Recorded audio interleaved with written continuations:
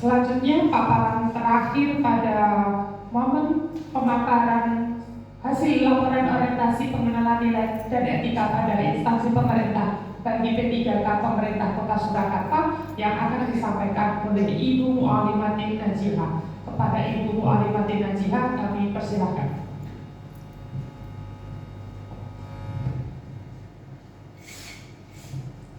Assalamualaikum warahmatullahi wabarakatuh. Selamat pagi. Yang saya hormati Ibu Kepala Sekolah SMP Negeri 23 Kota Surakarta, Ibu Sri Rahayu SPD MPD. Yang saya hormati Ibu Mentor kita kali ini, Ibu Ida Wahyuni SPD, dan seluruh Bapak Ibu Guru SMP 23 Kota Surakarta yang saya sayangi. Di sini saya akan memaparkan sebuah hasil laporan orientasi pengenalan nilai dan etika pada instansi pemerintah bagi P3K pemerintah Kota Surakarta. Berikut adalah profil singkat saya. Nama saya Mu'alimatin Najihah. NIP saya 19900120224212020. Jabatan saya yaitu guru ahli pertama pada bidang Bahasa Indonesia di instansi SMP Negeri 23 Kota Surakarta. Maksud dan tujuan kegiatan orientasi kali ini yaitu maksudnya yang pertama pengenalan tugas dan fungsi ASN, 2 pengenalan nilai dan etika pada instansi pemerintah, 3 pengaktualisasian nilai-nilai ASN berakhlak, dan tujuannya yaitu 1 peserta mampu memahami program orientasi mengenal nilai-nilai dan etika instansi pemerintah, dan yang kedua yaitu peserta mampu mengimplementasikan nilai-nilai dasar ASN berakhlak serta melaksanakan tugas yang menjadi kewajiban dalam melaksanakan program pemerintah di unit kerja masing-masing. Adapun visi dan misi pemerintah Kota Surakarta, visinya yaitu mewujudkan Surakarta sebagai kota yang budaya, yang modern, tangguh, gesit, kreatif, dan sejahtera.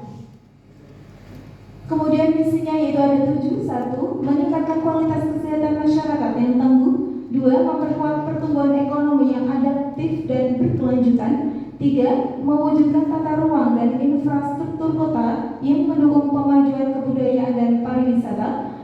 4. Meningkatkan kualitas dan daya saing pemuda dan masyarakat umum di bidang pendidikan, ekonomi, seni budaya, dan olahraga. 5. Mengembangkan tata kelola pemerintah dan pelayanan publik yang gesit dan kolaboratif berlandaskan smart gotong royong dan kebinekaan. 6. Mewujudkan kemakmuran dan kesejahteraan bersama warga kota yang berkeadilan dan inklusif. Dan yang ketujuh yaitu mewujudkan daerah yang kondusif dan kerukunan antar umat beragama dalam tatanan kehidupan bermasyarakat yang saling menghormati. Selanjutnya yaitu visi dan misi Dinas Pendidikan Kota Surakarta. Visinya yaitu terwujudnya layanan pendidikan yang bermutu dan paripurna. Kemudian visinya ada 3. 1. Meningkatkan keterjangkauan dan perluasan layanan pendidikan yang bermutu dan paripurna. Meningkatkan keterjangkauan dan perluasan layanan pendidikan, dan meningkatkan sumber daya aparatur yang membidangi pelayanan. Selanjutnya visi dan misi instansi kami SMP Negeri 23 Kota Surakarta. Visinya yaitu mewujudkan insan bertakwa, berkarakter, kompetitif, dan cinta lingkungan.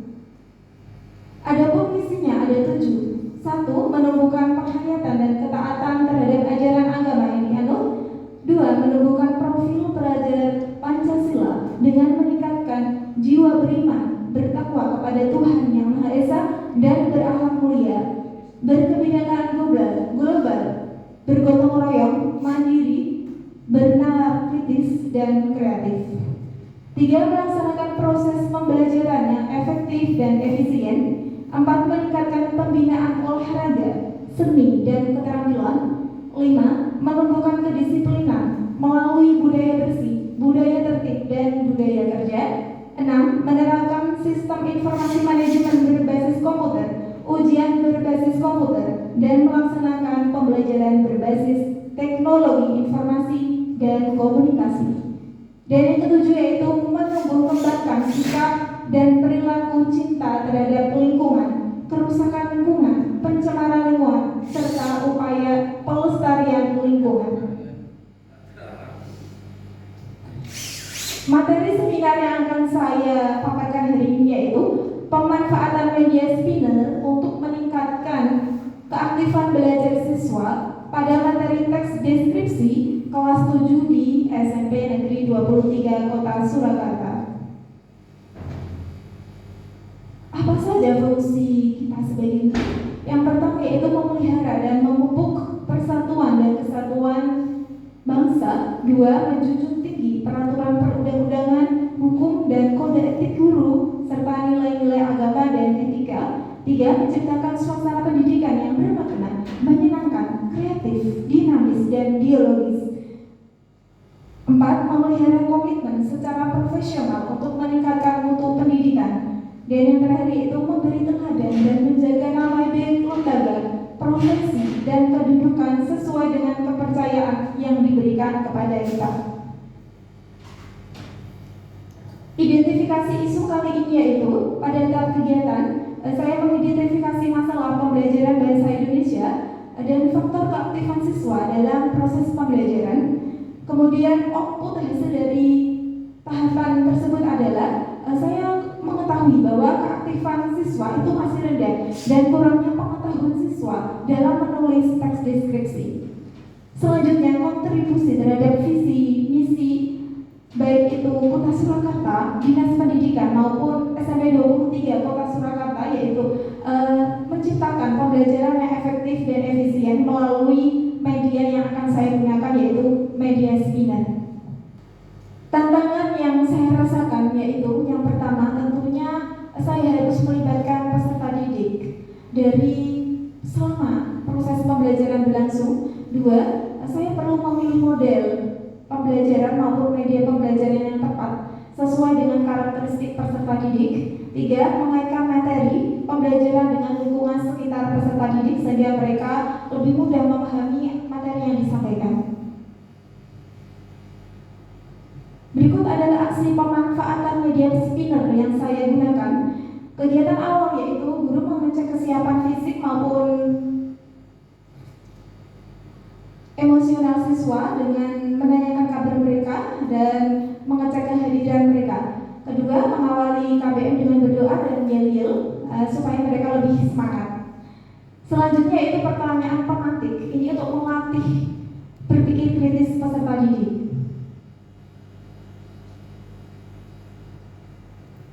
Kemudian kegiatan inti saya awali dengan pemberian stimulus.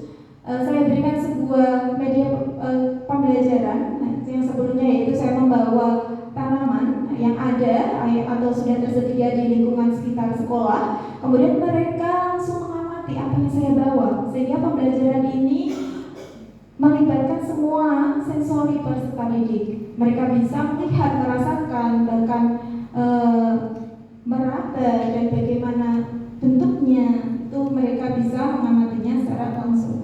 Selanjutnya eksplorasi materi. Di sini saya memberikan materi berupa PPT ataupun berupa video pembelajaran yang sudah ada link dan mereka bisa mengaksesnya secara mandiri. Kemudian setelah mereka melakukan eksplorasi materi secara mandiri, ada sesi tanya jawab. Itu fungsinya agar ketika ada peserta didik yang mungkin kurang paham atas pembelajaran yang sedang mereka pelajari, mereka bisa menanyakan hal tersebut. Kemudian menerapkan media spinner untuk menentukan judul dari teks deskripsi yang akan mereka tulis. Nah, di situ nanti mereka akan memutar spinner itu nanti sesuai dengan jarum yang berhenti. Maka misal jarumnya berhenti di warna hijau, maka mereka akan mengambil kertas yang ada di box itu berupa tulisan. Misal warna hijau itu tulisannya adalah tanaman apel bludru, maka nanti mereka akan mengobservasi langsung bagaimana bagian-bagian dari apel bludru itu, dari akar, batang, daun, kemudian buahnya. Nah, fungsi dari pemanfaatan media spinner ini itu agar lebih objektif, karena selain siswa tidak perlu memikirkan apa nanti yang akan saya tulis kira-kira. Nah, atau guru juga tidak perlu menunjuk kelompok 1 bunga mawar, kelompok 2 daun pandan. Itu akan cenderung kurang adil. Misal nanti kelompok 2 ingin yang beda atau yang sama. Nah, itu untuk meminimalisir kecenderungan tersebut. Selanjutnya yaitu guru memberikan tugas penentuan benda itu ya. Jadi di sini ada diferensiasi produk, boleh itu berupa tanaman sekitar ataupun makanan, itu juga boleh ya, berupa makanan, tanaman ataupun bangunan boleh. Kemudian siswa menentukan karya yang akan dibuat, apakah itu berbentuk pamflet ataupun berbentuk video yang nantinya akan bisa diupload. Selanjutnya, pengumpulan data ini dilakukan dengan berdiskusi dengan kelompoknya masing-masing dan mengumpulkan data. Hal ini bertujuan untuk melatih kolaborasi atau kerjasama antar siswa. Selanjutnya itu pengolahan data dengan menyusun data yang sudah mereka peroleh dan menuliskannya dalam bentuk karya yang sudah mereka sepakati bersama.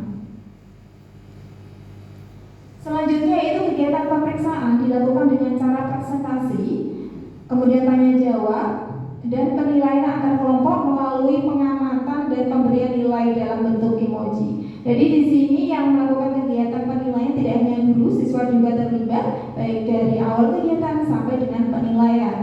Mereka memberikan nilai apakah tulisan atau video yang mereka buat, teman mereka buat itu sudah sesuai dengan struktur, teks deskripsi atau belum. Nanti akan ada komentar di akhir presentasi. Berikut adalah dokumentasi kegiatan siswa berupa penempelan karya, berupa pamflet yang ditempel di dinding-dinding. Setiap anggota kelompok berkeliling bergantian untuk mengamati tulisan kelompoknya masing-masing. Untuk khusus video itu mereka menyaksikan dan mendengarkan, kemudian baru menuliskan di selembar kertas yang sudah disediakan guru sesuai dengan rubrik yang diberikan.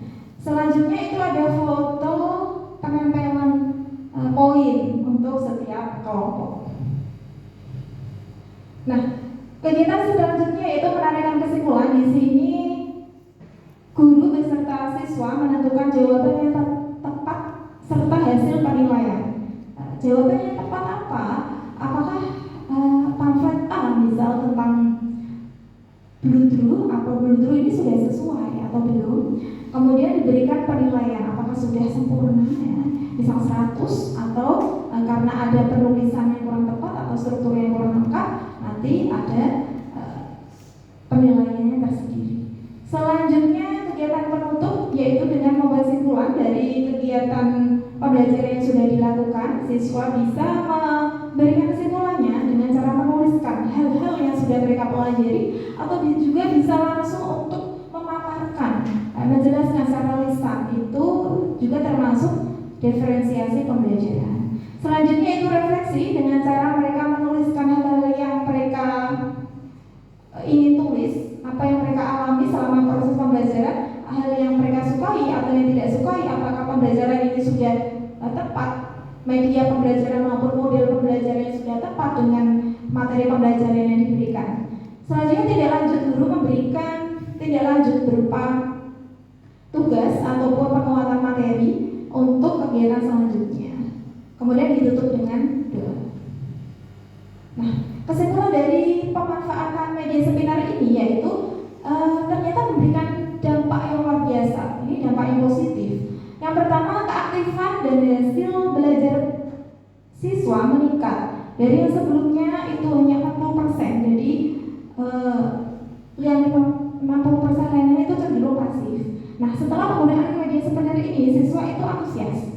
Mereka ingin mencoba, saya ingin juga ikut memilih. Kemudian mereka mengamati langsung, senang ini. Mereka kalau outing kelas itu senang walaupun hanya di sekitar lingkungan sekolah. Nah, dari 40% itu meningkat menjadi 90%. Selain itu juga nilainya, hasil tes formatifnya itu juga rata-rata meningkat menjadi 85%. Ini luar biasa. Ternyata kalau dalam keterampilan menulis itu siswa perlu melihat langsung objek yang akan mereka tulis, ya. Atau mereka perlu kalau itu tidak sebuah objek, sebuah pengalaman, itu mereka harus pernah mengalaminya sehingga dia bisa mendeskripsikan atau menggambarkannya dengan lebih rinci. Selanjutnya meningkatnya kreativitas siswa melalui produk yang dihasilkan. Tentunya ini walaupun ada banyak siswa yang memilih pamflet, tapi pamfletnya ini bervariasi. Tidak hanya warna hijau saja atau layoutnya sama, enggak, semuanya berbeda sesuai dengan kreativitas masing-masing. Baik Bapak Ibu, demikian presentasi atau pemaparan saya kali ini. Semoga bermanfaat. Terima kasih. Selamat pagi. Wassalamualaikum warahmatullahi wabarakatuh.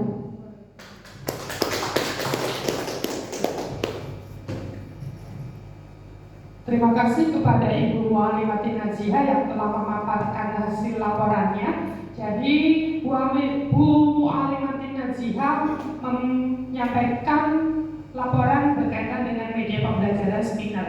Jadi Spinner yang dibawakan oleh Bu Mu'alimatin Naziha ini fungsinya adalah untuk mengaktifkan siswa, terutama belajar teks deskripsi. Jadi dari Spinner, media Spinner ini yang awal mulanya siswa-siswa itu hanya 40% yang aktif, kemudian dengan menggunakan media Spinner ini ternyata mampu untuk menaikkan keaktifan siswa sebanyak 90% dan juga meningkatkan kriteria kelulusan, kriteria ketercapaian tujuan pembelajaran sebanyak rata-rata 85. Nah itu bisa kita contoh bahwa media pembelajaran yang disampaikan Bu Mu'alimatin Naziha bisa kita terapkan di dalam pembelajaran kita semua. Tepuk tangan sekali lagi untuk Bu Mu'alimatin.